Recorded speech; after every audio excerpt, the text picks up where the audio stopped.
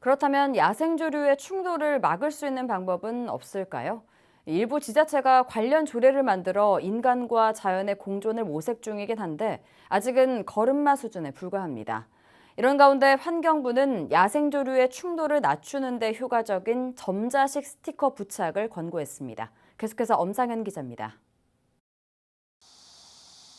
수년째 이어진 야생 조류의 비극.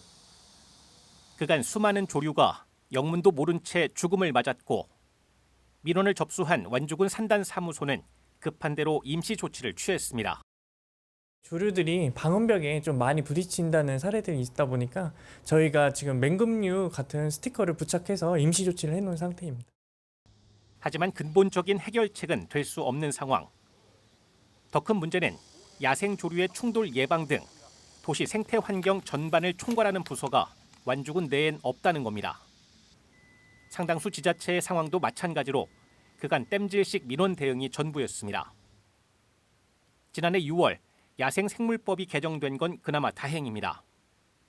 개정 이후 일부 지자체가 야생조류 충돌 예방 관련 조례를 제정했는데 도내에선 전북자치도와 전주시, 정읍시 세 곳이 동참했습니다.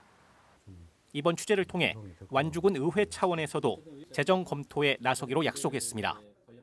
우리 완주군에서도 타 지자체의 어떤 사례라든지 이런 부분들을 좀 검토를 해서 필요하다면 이제 장기적으로 조례를 제정을 해서 우리 완주군에서도 이런 야생 조류를 지킬 수 있도록.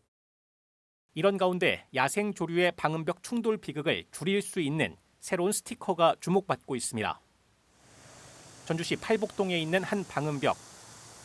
기존 맹금류 문양과는 달리 여기엔 점자형 무늬가 새겨져 있는 걸 볼 수 있습니다. 작은 점을 새들이 장애물로 인식하는 습성을 활용한 것으로 실제 새들은 높이 5cm, 너비 10cm의 좁은 공간을 통해 비행하지 않습니다. 환경부는 이 스티커의 부착을 권고하고 있고 지원 사업도 벌이고 있지만 중요한 건 참여가 저조합니다. 자연, 인간의 공존을 위해 이제 모두의 관심이 필요합니다. BTV 뉴스 엄상현입니다.